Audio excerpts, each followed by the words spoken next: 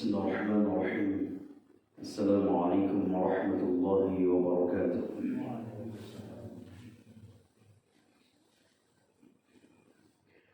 إن الحمد لله نحمده ونستعينه ونستغفره ونعوذ بالله من شرور أنفسنا وسيئات أعمالنا. من يهده الله فلا مضل له ومن يضلله فلا هادي له. أشهد أن لا إله إلا الله وحده لا شريك له، وأشهد أن محمدا عبده ورسوله وحبيبه وخليله، ولا نبي ولا رسول بعد. يا أيها الذين آمنوا اتقوا الله حق تقاته ولا تموتن إلا وأنتم مسلمون. أما بعد، فإن أصدق الحديث كتاب الله، وخير الهدي هدي محمد صلى الله عليه وسلم، وشر الأمور محدثاتها، وكل محدثة بدعة، وكل بدعة ضلالة، وكل ضلالة في النار. أحبتي في الله، رحمني ورحمكم الله. الحمد لله, kita bersyukur kepada Allah Rabbul Izzati wal Jalal dan senantiasa memuji Allah karena banyaknya rahmat dan karunia yang Allah berikan kepada kita. Nikmat yang begitu besar, rahmat yang begitu besar,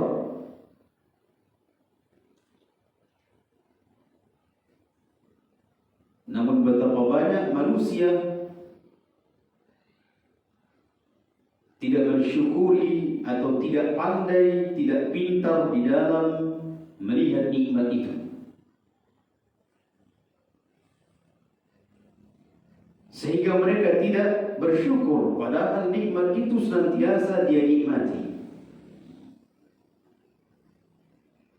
Terlebih nikmat yang besar adalah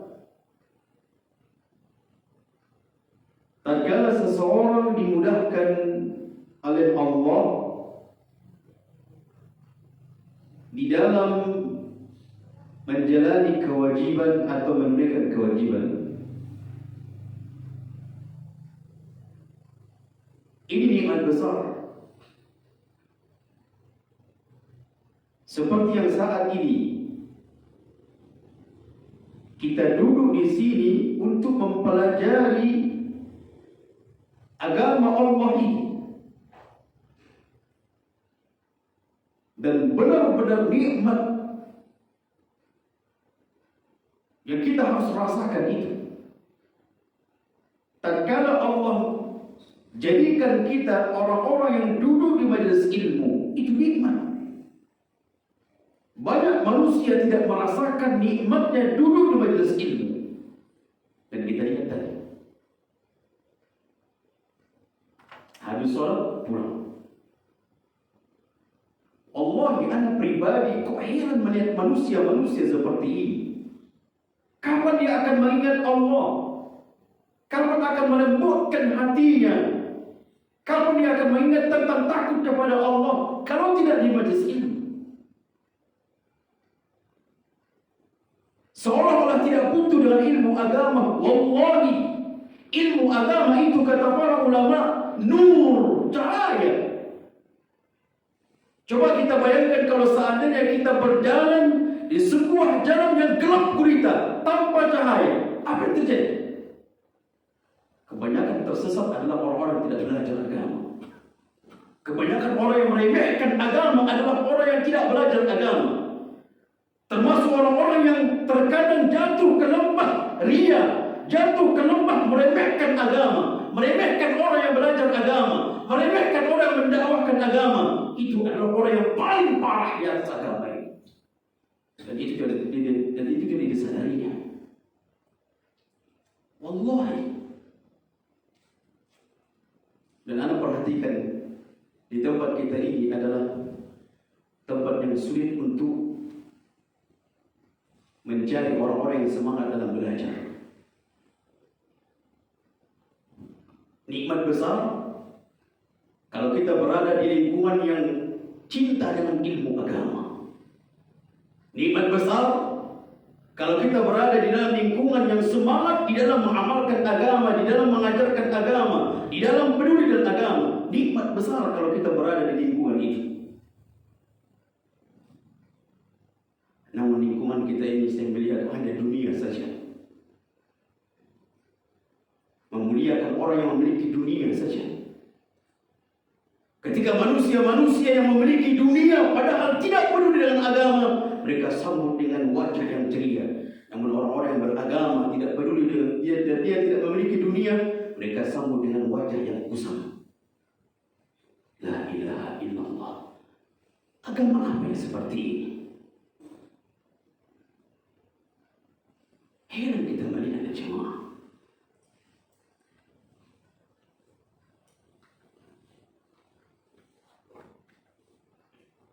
Padahal ilmu itu membawa seseorang itu keselamatan. Namun kenapa menjauh dari ilmu agama? Man yuridillahu bihi khairan yufaqihu fid din. Tanda bukti Allah mencintai seseorang, Allah menginginkan seseorang menjadi orang yang baik, Allah berikan dia kepedulian terhadap agama ini. Allah berikan dia kepedulian terhadap mempelajari agama ini. Para ulama mengatakan tidak ada kedudukan yang paling tinggi setelah kenabian dan kerasulan kecuali belajar dan mengajarkan agama. Ini kedudukan tinggi. Namun mereka manusia yang sangat mensepelekan masalah ini. La ilaha illallah. Yang di mata mereka hanya dunia saja, yang di hati mereka hanya dunia saja, yang di benak pikiran mereka hanya dunia saja. Kapan akan sadar masalah ini? Tatkala mereka mau mati. Allah. Mustahil seseorang itu bisa orang yang soleh tanpa ilmu agama. Mustahil dia soleh.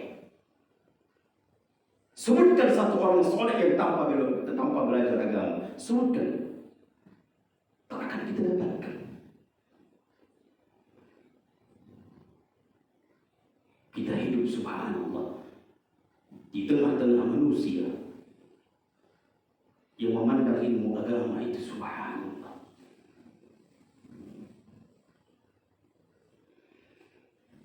Di antara ulama mengatakan, demi Allah, kami tidak merasakan kebahagiaan hidup di dunia ini kecuali dengan belajar agama.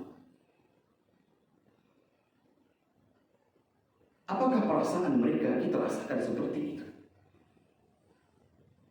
Tidak ada kebahagiaan di dunia ini kecuali belajar agama. Di dalam membaca, di dalam mengkaji, di dalam mendengarkan ilmu, di dalam duduk, tidak ada kebahagiaan yang mereka rasakan kecuali dengan itu. Apakah perasaan itu kita rasakan sebagaimana para ulama? Maka hibati fillah, bersyukur kita kepada Allah tatkala kita subhanallah duduk seperti ini. Berapa tahun kajian di sini jemaah? Sebelum kami ada nggak kajian? orang Medan datang, yang kibar ulama, yang kibar ustaz, yang datang dari Medan ke sini, hanya berapa orang yang mengikuti? Adakah perkembangan bertahun-tahun? La ilaha illallah. Para asatidzah capek-capek ke sini. Yang terkadang hujan, yang terkadang mereka jatuh. Apalagi jalan menuju sini banyak yang lubang. Subhanallah.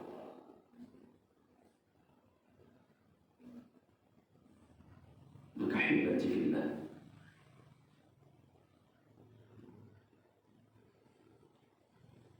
memang benarlah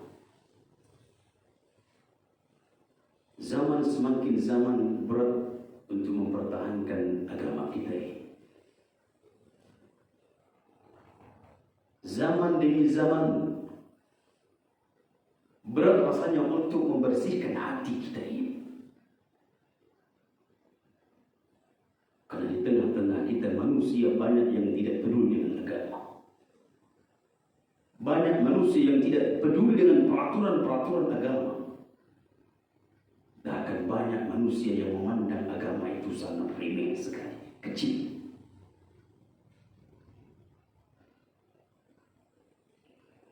Maka hibati fillah, kita bersyukur kepada Allah kalau Allah istiqomahkan kita di atas mempelajari agama ini.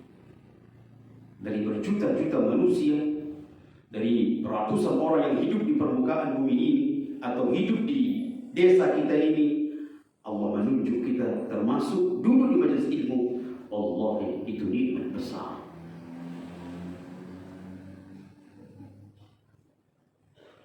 Terkadang kita menganggap itu biasa. Allah ini nikmat besar.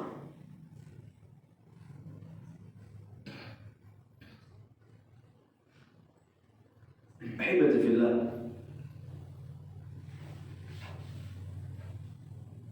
pembahasan kita pada pertemuan ini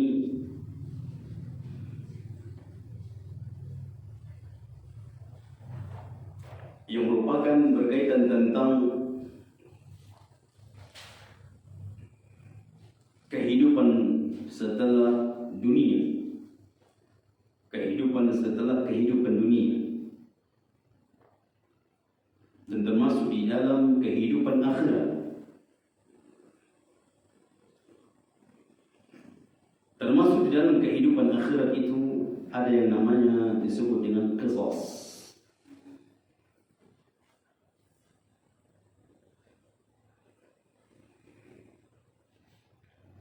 Qisas itu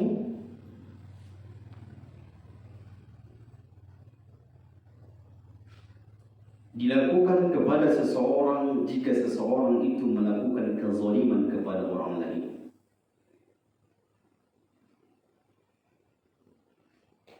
Bukan kezaliman pada diri sendiri, tidak.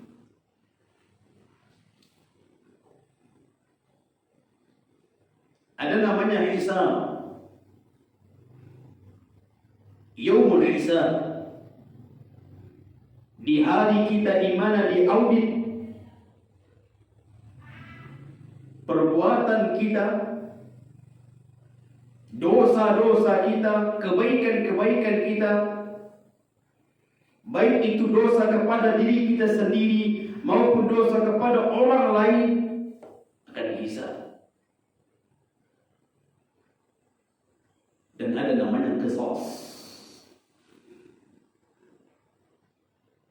Qisas itu berlaku jika dosa yang kita lakukan kepada orang lain.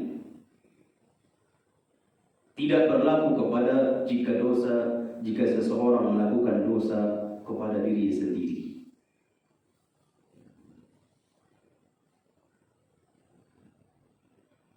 Melakukan kezaliman pada dirinya sendiri, Allah mengatakan zalimun li nafsi. Mereka menzalimi diri mereka sendiri. Di antara sebab dia dikatakan menzalimi diri sendiri adalah dengan melakukan dosa. Dia melakukan dosa berarti dia sebenarnya menzalimi dirinya sendiri.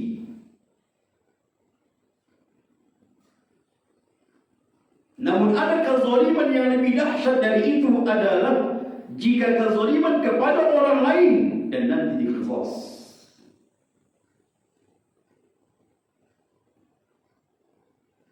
Allah ya jemaah, orang-orang yang belajar hidupnya akan senantiasa selalu pada rel-rel agama. Ini boleh, maka dia lakukan. Ini tidak boleh, maka dia berhenti atau menjauhkan. Ini halal, maka dia nikmati.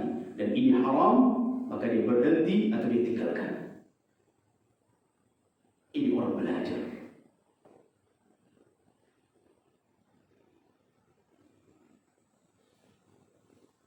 Kalau dia benar-benar belajar, maka dia tidak akan pernah menzalimi orang lain.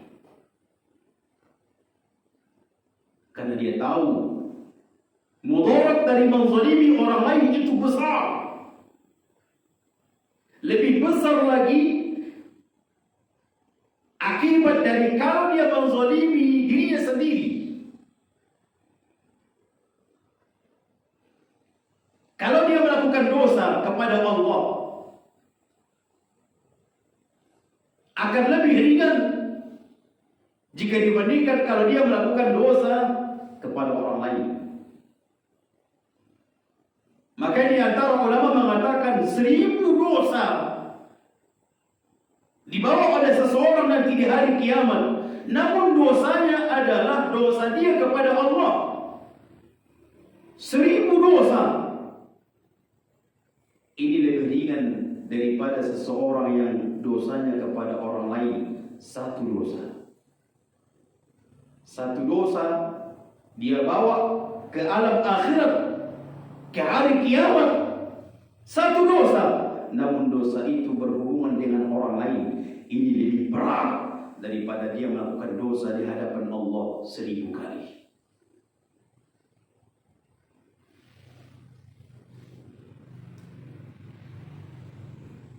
Maka kita harus berhati-hati.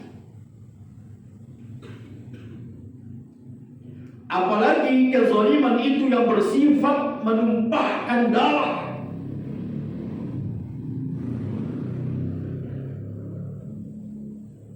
Yang bersifat membunuh orang.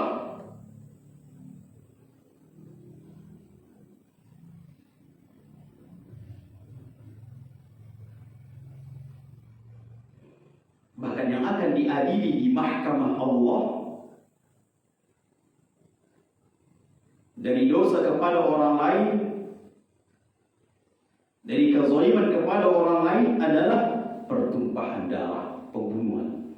Yang pertama kali nanti akan dihisab atau dipinta pertanggungjawabannya atas dosa kepada orang lain yang itu bersifat menumpahkan darah, pembunuhan.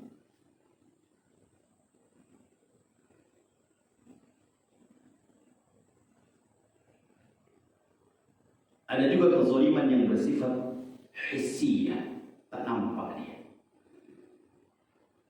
Kita tidak membunuhnya, tidak. Bahkan kita tidak menyentuh tubuhnya, namun merusak namanya, merusak kehormatannya. Ini juga disebut dengan kezaliman.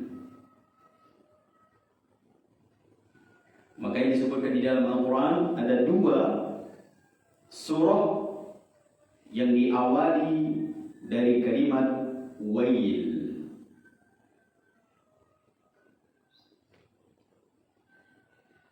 Yang pertama wailul lil mutaffifin, yang berbicara tentang curang, menipu di dalam timbangan. Dan ini kezaliman.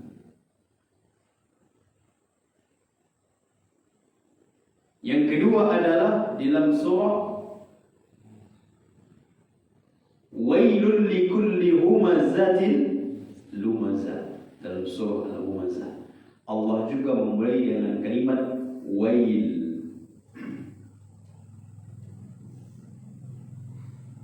Kata para ulama tafsir, ini sama-sama kezaliman. Disebutkan dalam surah Al-Mutaffifin, wailul lil mutaffifin, berbicara tentang kecurangan, menipu, timbangan. Itu sama hanya menzalimi saudaranya, menzalimi orang lain dengan bersifat harta.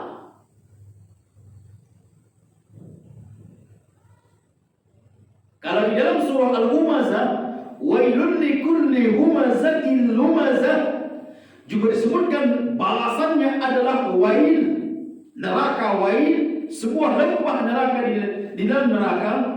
Kemudian juga wail artinya adalah kebinasaan, kehancuran, kecelakaan. Bagi siapa? Bagi orang yang merusak nama saudaranya, merusak kehormatan saudaranya dengan mencela, dengan menjelek-jelekkan, dengan memburuk-burukkan saudaranya. Ini kezaliman yang bersifat kehormatan, yang bersifat nama baik seorang muslim. Dia coreng, dia rusak, dia tuduh.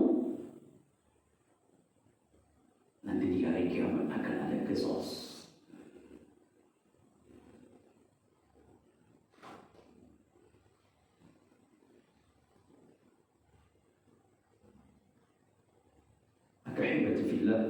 Hendaklah kita berhati-hati di permukaan bumi ini, dan tidak ada orang yang berhati-hati di permukaan bumi ini kecuali orang yang belajar.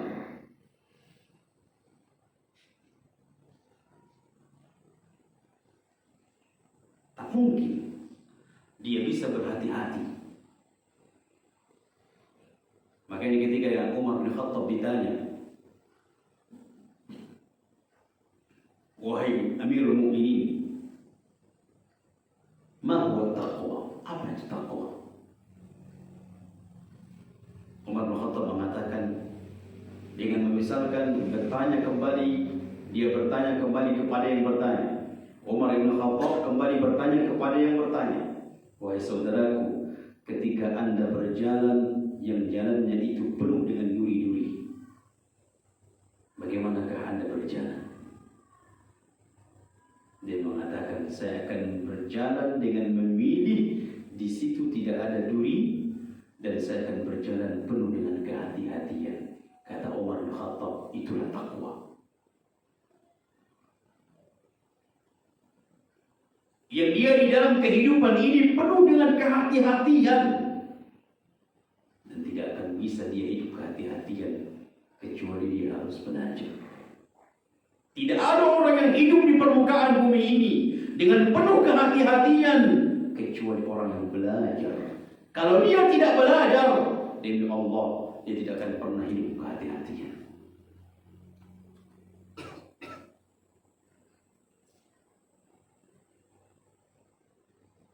Ketika dia mau makan, berhati-hati.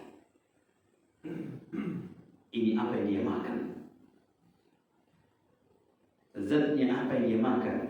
Sumbernya dari mana? Kehati-hatian.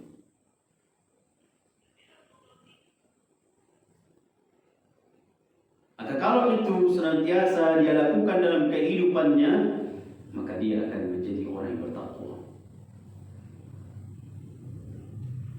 Apalagi jika itu berhubungan dengan kepada orang lain. Makanya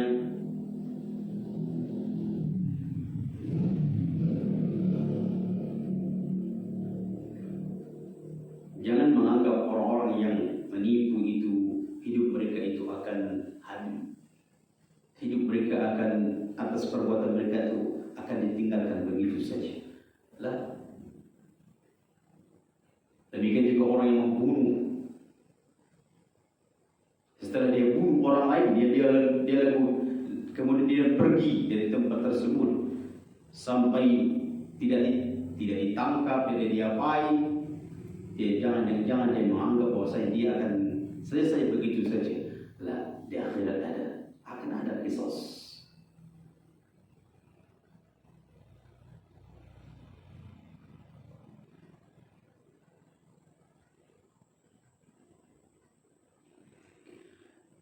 Allah Subhanahu wa taala mengatakan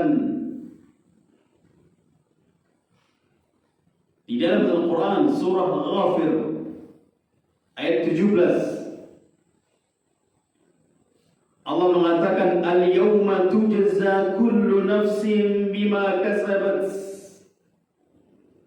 Hari ini yaitu hari kiamat, tujza kullu nafsin bima kasabat.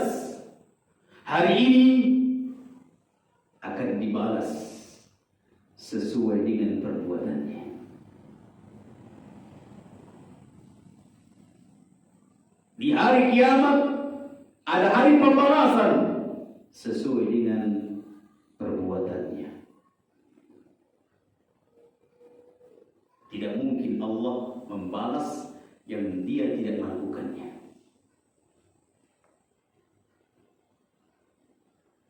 Tidak mungkin. Keyakinan kita semua kaum muslimin dan mukminin tidak mungkin mengatakan Allah memberikan sebuah balasan namun belum dilakukan oleh hamba-Nya. Tidak mungkin. Balasan itu dia peroleh ketika dia melakukannya. Terlebih balasan jika dia melakukan keburukan.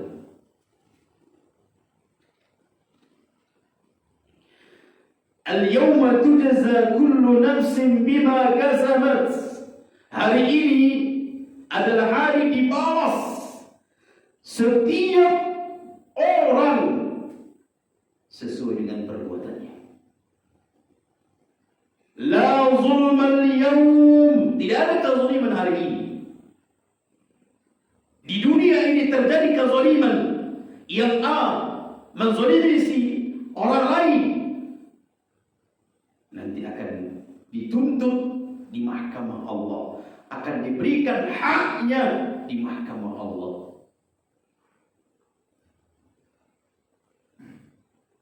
La zulma al-yawm. Tidak ada kezaliman hari ini. Yang dahulu orang-orang zalim akan dibalas hari ini. Yang dahulu orang-orang yang terzalimi, mazlum, yang terzalimi, mereka hanya diam karena untuk membalas mereka tidak memiliki kemampuan. Hari ini, yaitu hari kiamat, akan dibalas itu semua.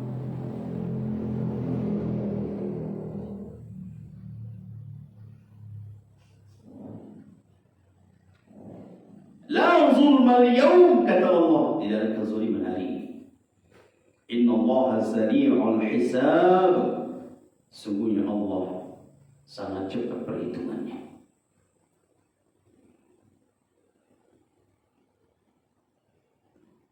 Ini juga dimasukkan oleh para ulama dalil bahwasanya adanya qisas. Termasuk juga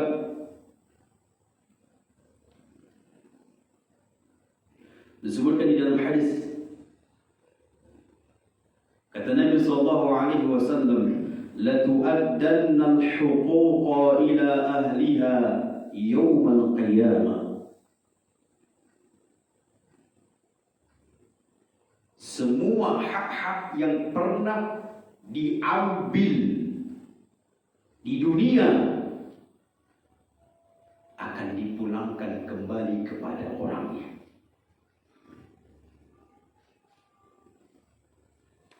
Setiap hak yang dirampas oleh orang lain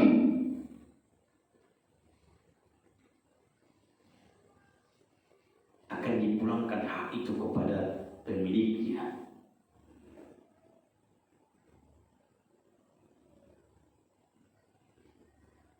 La tu'addanna al-huquq ila ahliha yawm al-qiyamah. Akan dipulangkan, dikembalikan semua hak nanti di hari kiamat. Yang manusia mengambil hak keadilan dari saudaranya, nanti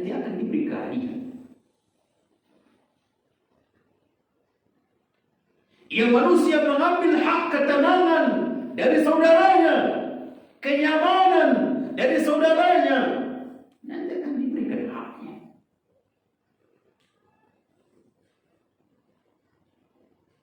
Hati-hati jemaah, jangan mengganggu kenyamanan orang lain. Jam 1 malam masih disko, masih musik, tetangganya nggak bisa tidur, berarti dia telah merampas hak saudaranya. Nanti di hari kiamat dipulangkan, dibalas. Apalagi terkadang tetangganya itu ada yang masih sakit orang, ada yang sakit di situ, anaknya sakit, orang tuanya sakit, atau istrinya sakit, namun orang tetangganya masih menghidupkan musik, atau tetangganya masih karaokean sampai sudah larut malam. Ini berarti dia telah merampas hak saudaranya dalam kenyamanan. Di hari kiamat akan dipulangkan hak itu.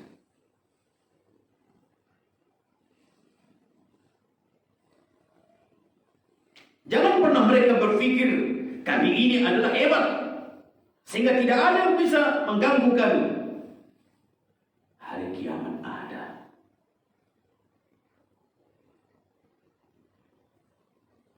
Anda pernah di waktu malam itu mertua sakit.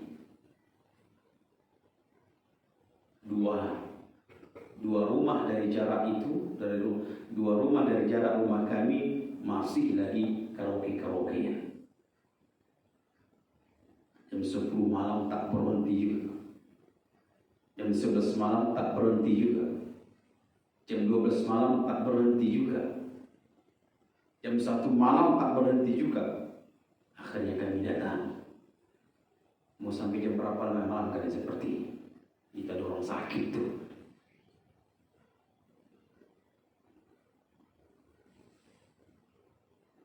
Kenapa ini terjadi? Karena mereka tidak belajar. Para ulama, tetangga mereka Yahudi, ketika mereka datang ke rumahnya, dia bertanya kepada keluarganya, istrinya, apakah sudah terpenuhi hak tetangga kita? Padahal tetangganya Yahudi, jemaah. Sekalipun dia orang kafir, dia masih memiliki hak, itu hak tetangga. Kalau hak tetangga kita itu muslim, dia memiliki dua hak. Hak tetangga, hak muslim. Namun begitu banyak di zaman kita ini tidak peduli dengan hak antara tetangganya. Subhanallah.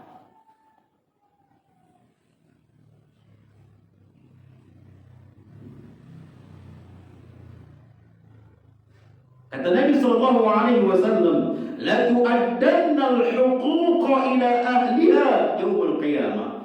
Dipulangkan nanti, dikembalikan nanti, ditunaikan nanti hak-hak yang pernah terampas. Di mana ditunaikannya? Di hari kiamat.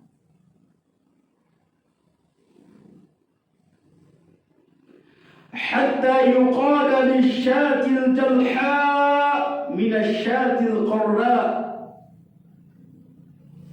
Sampai kambing, domba yang memiliki tanduk menanduk kambing yang tak punya tanduk. Ada kambing atau domba yang punya tanduk, lalu ditanduknya kambing yang tidak punya tanduk. Kata Nabi SAW, itu pun nanti dikisos.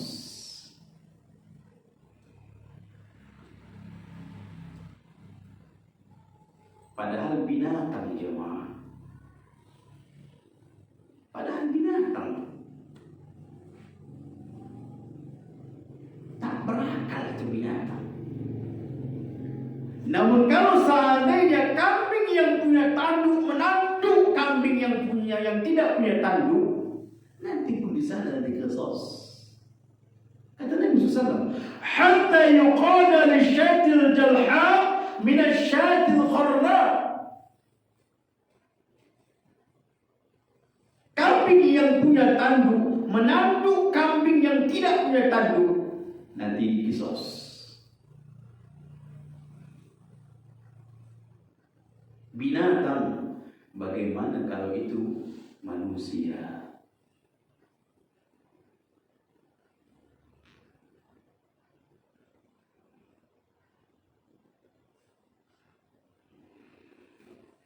Suatu ketika Rasulullah pernah berjalan bersama Abu Dzar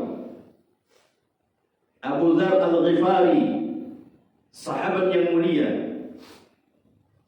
Anna Rasulullah sallallahu alaihi wasallam ra'a syatain tantatihan.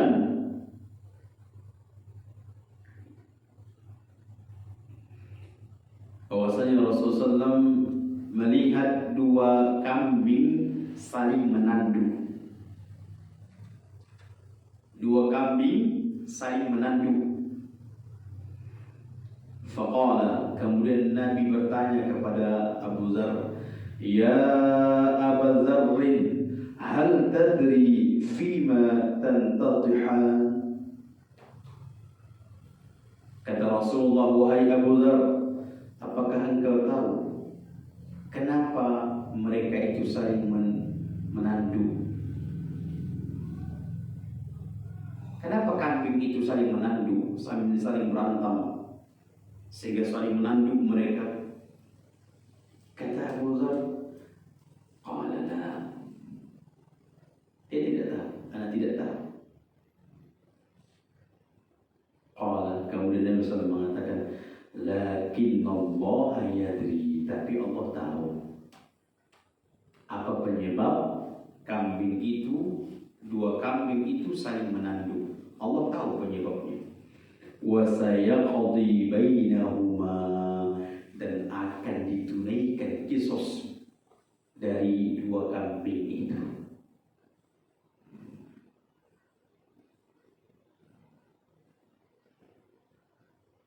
Kambing jemaah dikisos. Bagaimana dengan orang lain?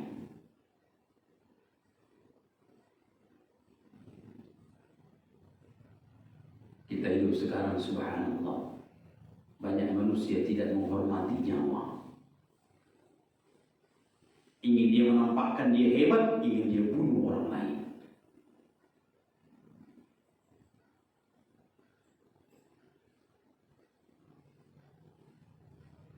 Kita hidup di zaman ini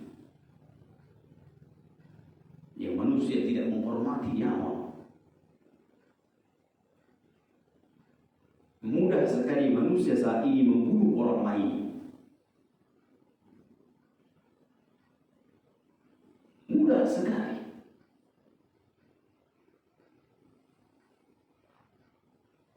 Padahal itu akan bisa mencelakakan hidup dia nanti di akhirat.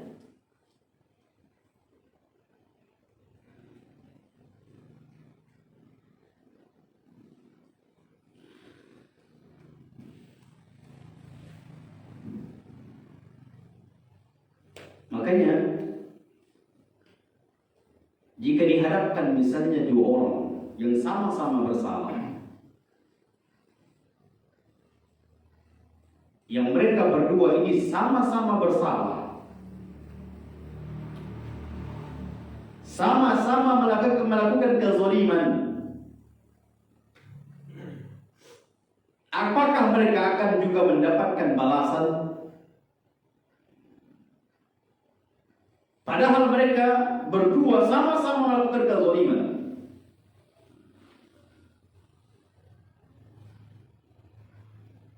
Kata Nabi SAW, dilihat kezaliman mana yang lebih besar.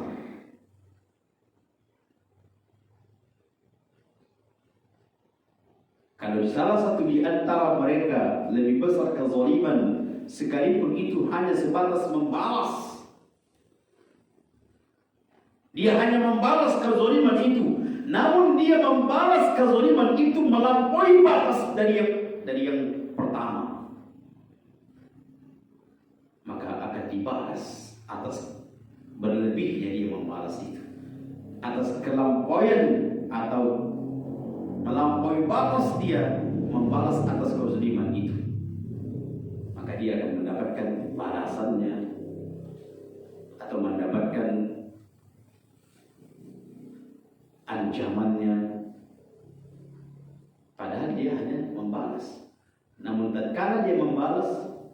melampaui batas daripada kelewatan dari yang pertama.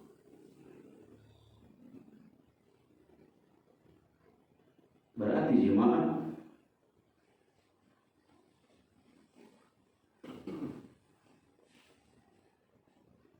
alangkah terhitung semuanya. Sekalipun membalas, tetap terhitung. Jangan sampai melampaui batas. Tak kala kita melampaui batas, berarti kita sebenarnya yang menzalimi.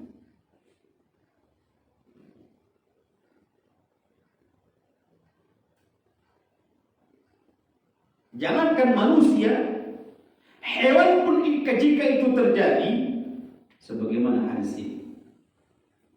Ya Abu Dzar, tahukah engkau kenapa 2 ekor kambing itu saling menandu? Tahukah engkau penyebabnya? Kata Abu Dzar, "La, anda tahu ya Rasul." Kata Rasulullah, "Lakin Allah yadri." Tapi Allah tahu penyebabnya kenapa 2 kambing itu saling menandu. Wa sayaqdi bainahuma, dan akan diqisas, diadili.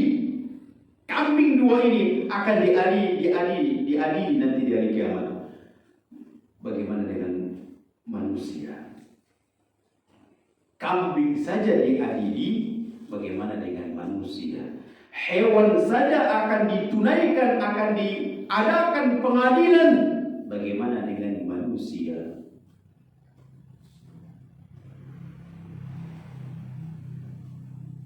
Namun bedanya hewan dengan manusia, kalau hewan setelah ditunaikan qisas, maka hewan itu akan menjadi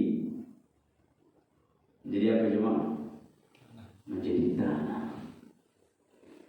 Allah perintahkan kuni turaba, jadilah kalian tanah. Itu kalau hewan. Sehingga orang-orang kafir tatkala hewan yang ditunaikan haknya diadili, kalau terjadi misalnya kezaliman di antara hewan, ditunaikan, diadili. Seperti tadi, kambing yang menandu, kambing yang tidak punya tanduk, diadili, dikisos. Setelah itu dijadikan tanah, dan orang kafir melihat itu. Orang kafir melihat itu. Lalu yang diucapkan oleh orang kafir yang ada Allah berikan dalam surah An-Naba, ya laitani kuntu turaba. Langkah baiknya saya seperti hewan itu, setelah dikisos dijadikan tanah. Namun apakah manusia dijadikan tanah? Tidak. Dia akan menerima balasan itu.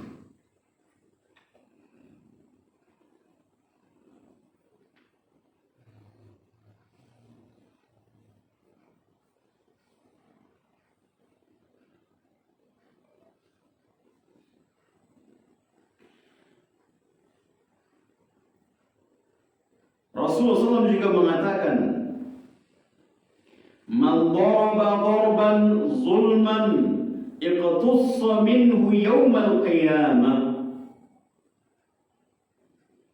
Siapa yang memukul satu pukulan,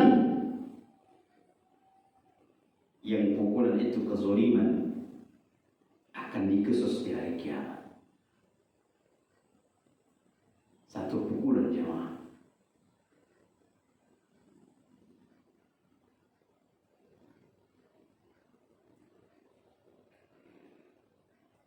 Siapa yang dipukul? Siapapun.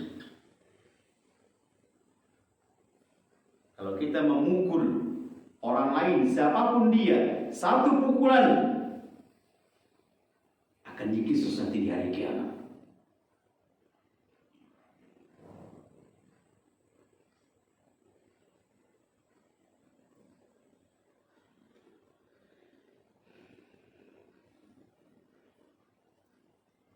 Anda teringat ada seorang ulama yang belajar dengan Imam Malik. Ulama itu masih kecil.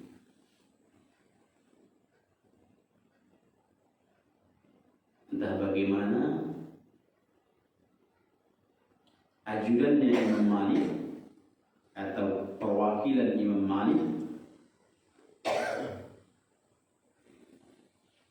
atau Imam Malik itu sendiri memukul 15 kali pukulan. Kata muridnya ini, dia mengatakan, demi Allah akan saya tuntut nanti di hari kiamat.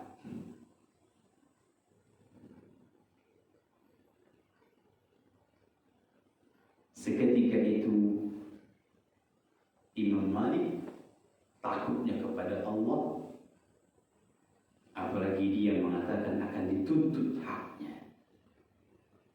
Maka Imam Malik minta maaf, kemudian apa yang harus saya lakukan supaya hakmu itu dikembalikan tanpa dituntut nanti di hari kiamat? Kata orang itu, engkau tadi wahai imam memukul saya 15 kali, maka engkau harus mengajarkan hadis 15 hadis. Dia minta bukan balasan duit. Anak kita kan terkadang dipukul untuk balasan penjarakan gurunya. Ini ya, minta ajarkan hadis 15 hadis. Minta bacakan hadis 15 hadis. Jadi hati-hati, satu pukulan pun akan dikisos. Apalagi pukulan itu yang pukulan yang kezaliman, tanpa ada alasan. Man daraba mamlukah zaliman uqida minhu yawmal qiyamah. Siapa yang memukul budaknya, yang pukulan itu dihukumi pukulan zalim, dikisos di hari kiamat. Padahal budaknya jemaah. Berapa banyak saat ini majikan menzalimi pembantu-pembantunya, dikisos itu nanti. Kisos. Berapa banyak orang yang menganiaya pembantu-pembantunya, kisos. Padahal budak itu lebih hina daripada pembantu. Pembantu merdeka, budak tidak merdeka. Budak itu tidak merdeka. Status yang paling terhina budak, seperti benda-benda diperjualbelikan. Namun kalau ada orang yang memukul budak, hamba sahaya, akan ada kisos. Bagaimana dengan yang lain yang merdeka? Mereka menganiaya pembantu-pembantu mereka, tidak memberikan hak kepada pembantu-pembantu mereka, bahkan memukul, bahkan macam perbuatan atas pembantu-pembantu itu. Kisos nanti di hari kiamat. Kisos di hari kiamat. Demikian juga suami terkadang memukul istri, yang pukulan itu zalim, kisos.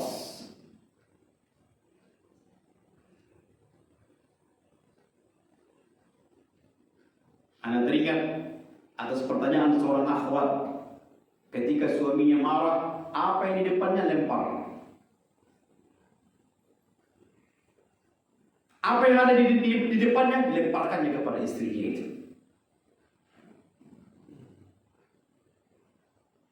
Kalau ada sapu dilempar pakai sapu. Kalau ada depannya aqua dilemparnya pakai aqua. La ilaha illallah. Kalau budak saja dipukul akan dikisos, bagaimana dengan pembantu? Bagaimana dengan istri?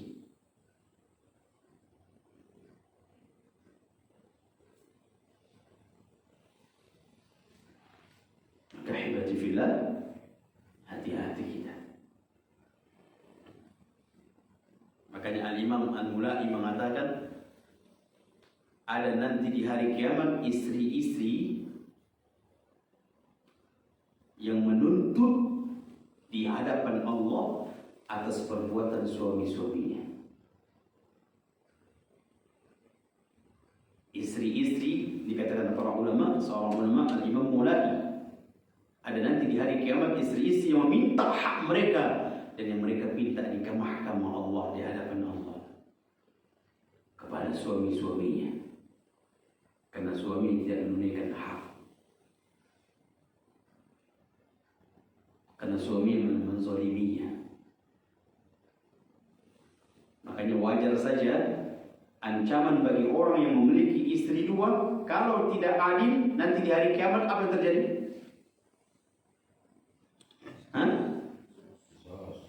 Miring, berjalan miring. Kenapa? Karena miring sebelah, tak adil antara istri pertama dengan istri kedua. Miring nanti di hari kiamat berjalan. Ketika orang-orang melihat dia berjalan dengan miring, lalu orang mengatakan ini karena tidak adil nih pada istri-istrinya. Miring sebelah.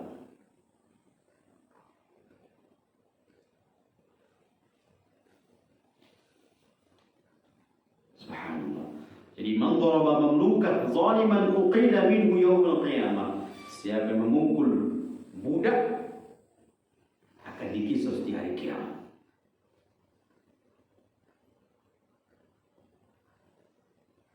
Kalau nanti di hari kiamat ada orang-orang yang menuntut kita atas kezaliman kita, dengan apa kita membayarnya? Di hari kiamat dengan apa kita membayarnya? Dengan pahala.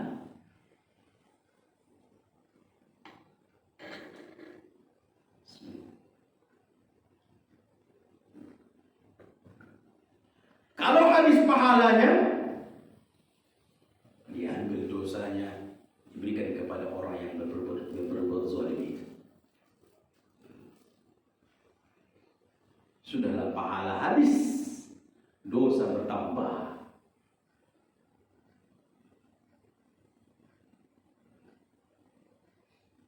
Kata Nabi sallallahu alaihi wasallam, "Man kanat lahu mazlamatun Man kanat lahu mazlamatun li akhihi min 'irdihi aw shay' falyatahallalhu minhu al-yawm." Kata Nabi sallallahu, siapa di antara kalian atau siapapun yang pernah menganiaya saudaranya, menzalimi saudaranya, min 'irdihi, termasuk kezaliman kepada saudaranya yang bersifat kehormatannya, nama baiknya diburuk-burukkan. Au syai'in, atau selain dari itu. Falyatahallalhu minhu al-yawm, maka hendaklah dia meminta kehalalan sebelum dia meninggal dunia. Jadi kita datang minta maaf atau minta dihalalkan kepada orang yang kita zalimi. Qabla an la yakuna dinarun wala dirhamun, sebelum di hari nanti yang tidak balasannya tidak dengan dinar dan tidak dengan dirham. Nanti di hari kiamat tidak ada balasannya dengan dinar, tidak ada dirham, tidak ada. Makanya seperti subhanallah, ada orang yang menabrak lari. Ada nggak gitu cuma tabrak lari? Apakah dia dianggap itu selesai urusan? Nah, ada bercerita seorang ibu-ibu yang ditabrak lari anaknya, sampai sekarang tak ketahuan siapa menabrak. Sudah bertahun-tahun. Apakah dia menganggap itu selesai? Lah, di hari kiamat akan dibongkar oleh Allah. Kalau itu tidak terjadi kepada kita, datang kita bawa apa yang kita bawa untuk balasannya.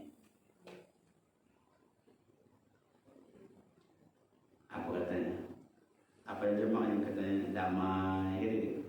Dalam berdamai aja dulu berapa juta, 10 juta, 20 juta, 30 juta, 70 juta. Kalau dengan cara itu supaya dia menghalalkan, bayar. Kata Nabi SAW, sebelum rupiah itu tidak berguna nanti di hari kiamat, dinar, dirham tidak berguna. Yang ada adalah pahala dan dosa. Kalau ada minta damai, kami mau memaafkan, kami mau mendamai, bayar 100 juta. Bayar 100 juta. Kami mau menghalalkan, bayar 100 juta. Yang kita pikirkan nanti di hari kiamat tidak lagi berguna.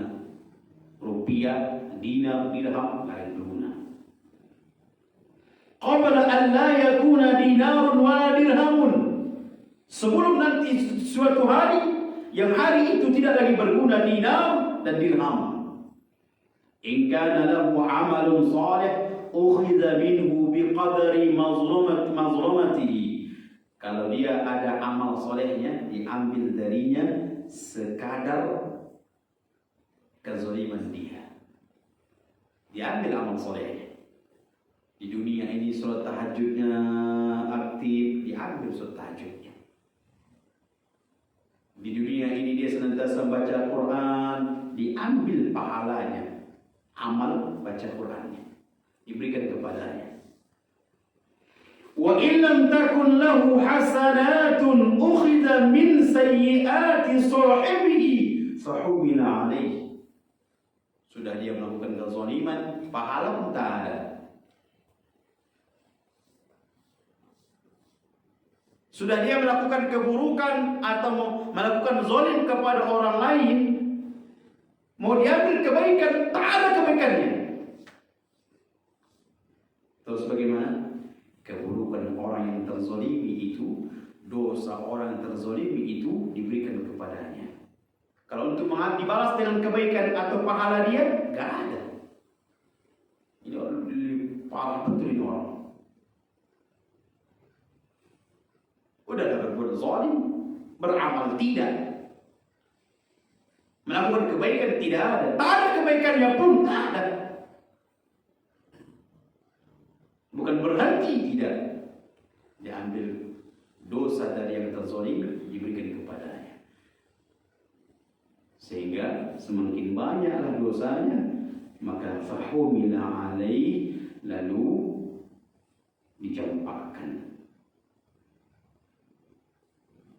Maka dia bawalah keburukan saudaranya itu yang terzalimi. Dia bawalah dosa itu. Bertambahlah dosanya, tatkala ditimbang semakin banyaklah dosanya.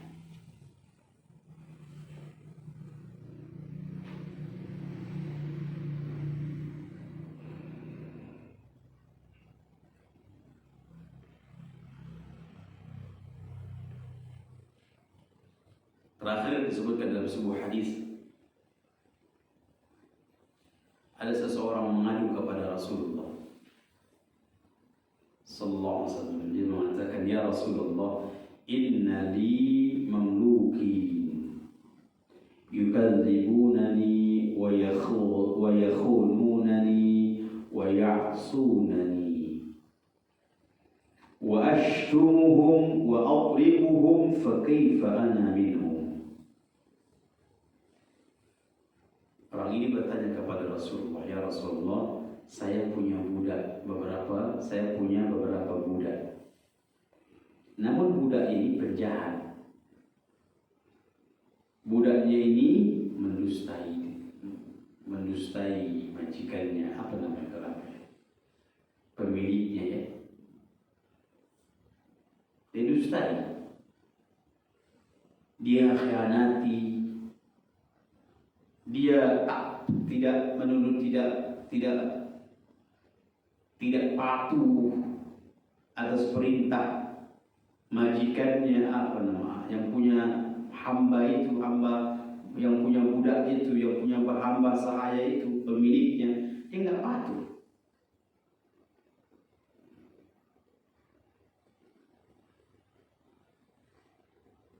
Dia tidak patuh. Budak-budaknya, hamba-hamba saya enggak mematuhinya. Wa ashtumuhum wa adribuhum. Lalu saya pukul mereka. Budak-budak yang tadi model-model seperti tadi, saya pukul mereka ya Rasulullah. Karena mereka mendustaiku, mereka berdusta kepadaku, mereka mengkhianatiku, bahkan mereka tidak patuh kepadaku. Maka aku pukul mereka ya Rasulullah. Fa kaifa ana minhum? Terus berapa? Bagaimana dengan saya ini? Apakah saya salah atau bagaimana?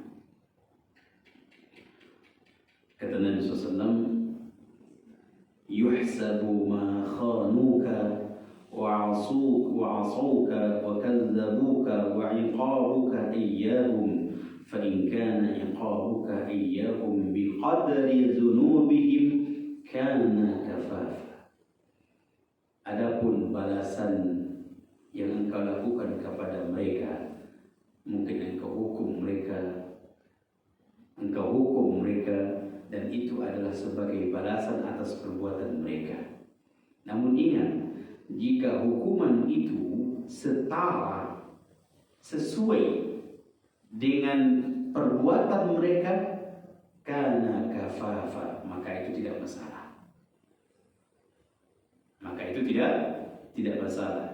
La laka wa la alika, tidak ada mudarat manfaat, tidak ada masalah bagimu. Wa in kana iqabuka iyyahum duna dhunubihim kana fadlan laka. Kalau seandainya hukuman yang engkau berikan kepada budak-budak tadi, yang mereka mendustaimu, yang mereka mengkhianatimu, yang mereka tidak patuh kepadamu, engkau hukum mereka. Kalau hukuman yang engkau buat itu lebih ringan, lebih kecil daripada perbuatan mereka, maka engkau memiliki keutamaan.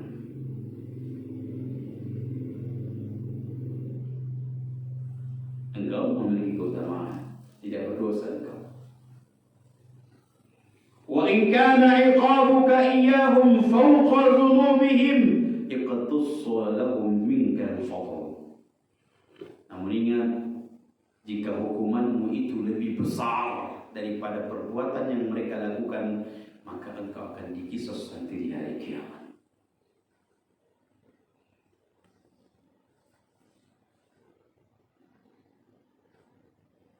Akan dikisos.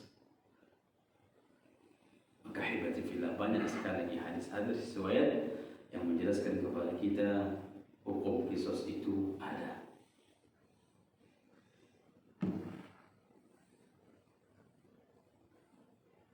Jangan anggap selesai semua permasalahan di permukaan bumi ini. Nah, di mahkamah Allah masih ada yang namanya qisas. Maka hibati fillah, jagalah diri kita dari perkara-perkara yang dihukumi oleh syariat itu menzalimi.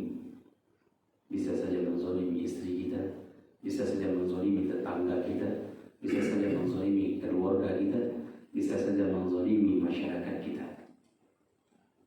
Maka dari mana kita tahu itu adalah zalim atau tidak? Maka dengan belajarlah, baru tahu dia itu zalim atau tidak. Ini saja hibati fillah yang dapat kami sampaikan. Kira-kira ada pertanyaan sebelum kita tutup?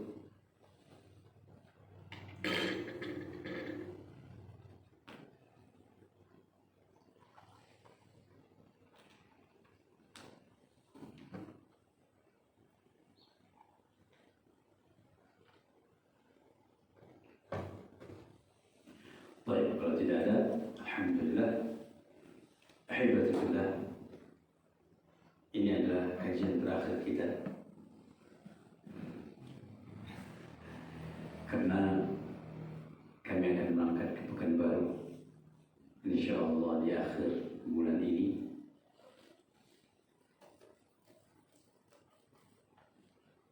Maka di malam ini, kalau di dalam selama kita bermuamalah, berbincang, atau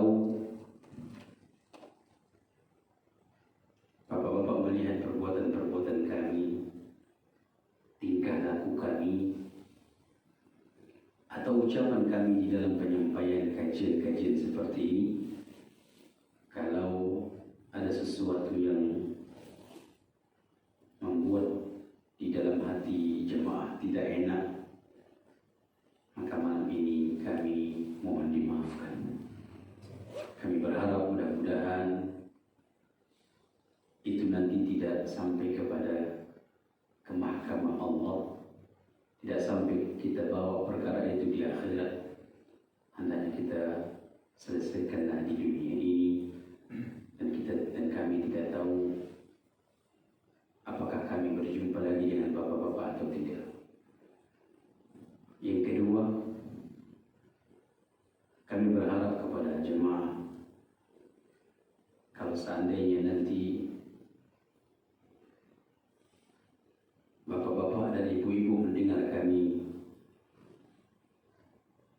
meninggal dunia,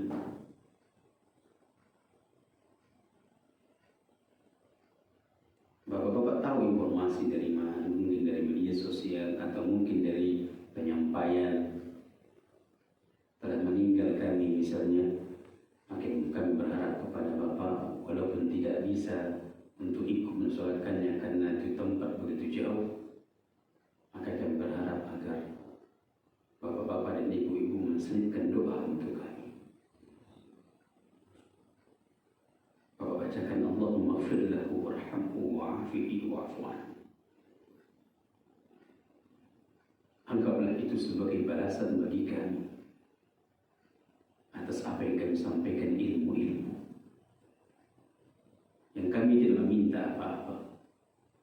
Dari balasan-balasan yang kami mengajarkan ilmu di tempat ini, kami berharap tatkala nama kami disebut telah meninggal dunia dan Bapak Ibu mendengar informasi itu, kami berharap agar selipkanlah doa untuk kami, karena kami berhadapan dengan Allah dengan membawa begitu besar dosa, dan harapan kami tatkala doa dari yang ucap yang Bapak sampaikan, yang Bapak bacakan, mudah-mudahan dengan itu Allah mengampuni dosa-dosa kami. Maka ahibati fillah, inilah harapan kami, yang mudah-mudahan kita semuanya Allah berikan kehidayah, Allah berikan hidayah dan taufiknya, dan Allah berikan keistiqomahan kita di atas agama ini. Ini saja. Semua yang benar datang dari Allah, yang salah datang dari kami kurang ilmu dan dari syaitan la'natullah. Kami mohon ampun kepada Allah dan mohon kepada seluruh jemaah. Kita tutup dengan doa kafaratul majlis. Subhanakallahumma wa bihamdika asyhadu an la ilaha illa anta astaghfiruka wa atubu ilaik. Akhiru da'wana alhamdulillahi rabbil alamin. Wassalamu